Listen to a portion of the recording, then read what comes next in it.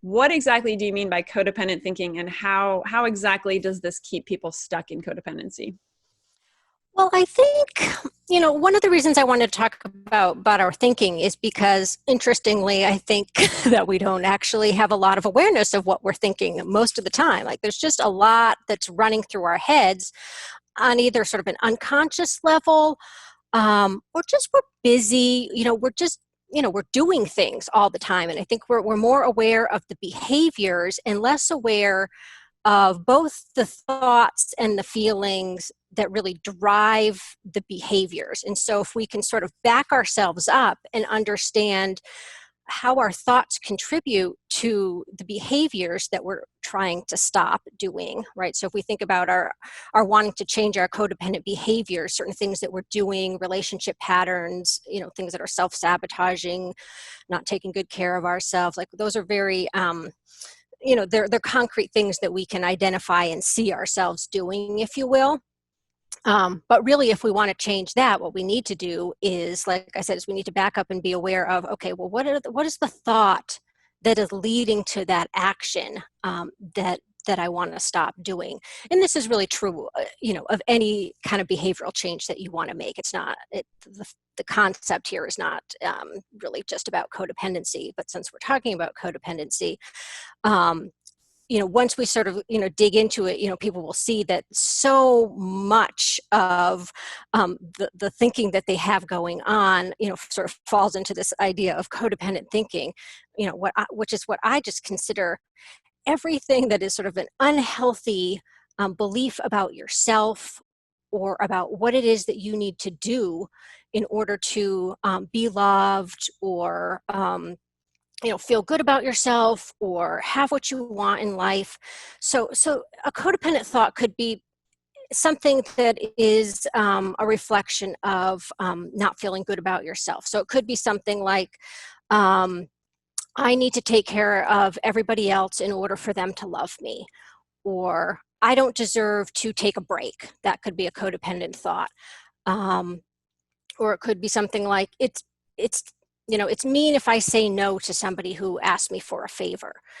So there's so many different examples that we could talk about, but I would consider any of those things a codependent thought, because like I said, they will then translate into an action that I take, that is continuing me in this pattern of not taking care of myself, not feeling good about myself, and focusing on other people, taking care of them, worrying about them, trying to figure out what they need, trying to solve their problems, right? And then I'm sort of this externally focused, and then I have neglected what I need and who I am as a person, right? So there isn't even a sense of um, both what do I need, but what do I want? What's important to me?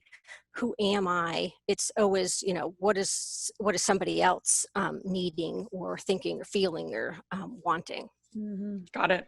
Awesome. Thank you. And I appreciate you sharing examples of like types of thoughts that are common that people might have in these scenarios. So let's say someone catches themselves in a thought, like I can't take a break, or I can't go take a nap, or I'm not important enough, those kinds of things. Like what do you do in those moments when you catch yourself thinking that way?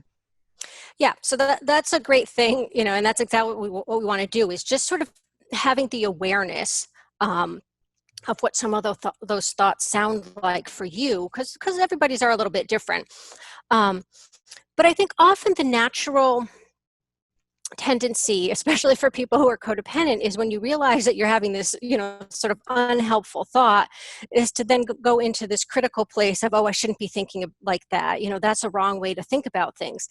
And those are really not helpful thoughts either, right? So we really want to try to stay away from that and try to shift this whole, sort of mentality to a compassionate approach. So if you think about like, okay, I'm having this unhelpful thought, can I approach this with some compassion for myself? Can I have some understanding of why I'm thinking this way, instead of just like scolding myself and telling myself I shouldn't do it?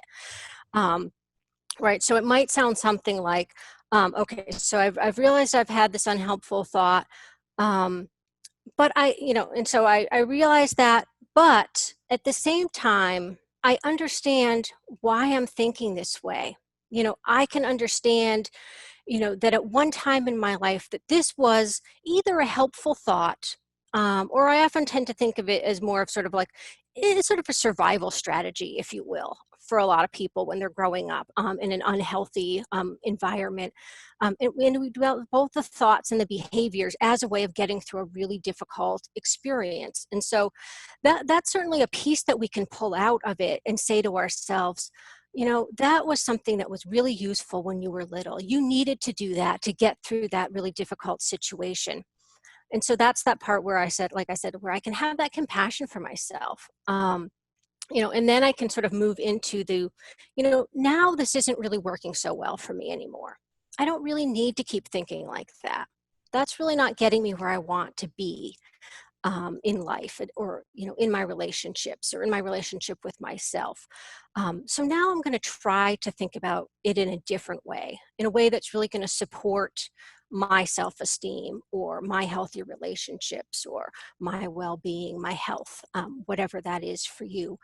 So that's how I would start with it, is really trying to come at it from a place of understanding for yourself and just kindness. Even if you don't think so much in terms of the roots of where it came from for you, you can certainly on a basic level just be compassionate with yourself.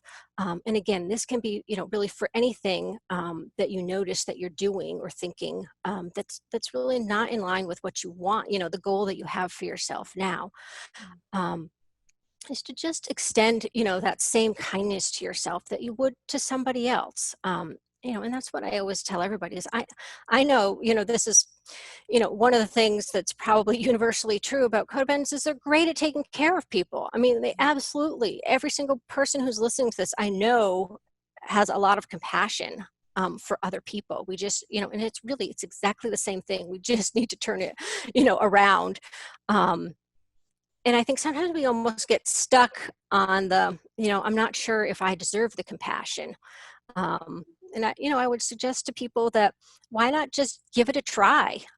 Even if you're not 100% convinced that that's what you should be doing. Sometimes it's almost as if you think like, well, I know what I have been doing hasn't been working. So, why don't you try this other approach and see if it's any better?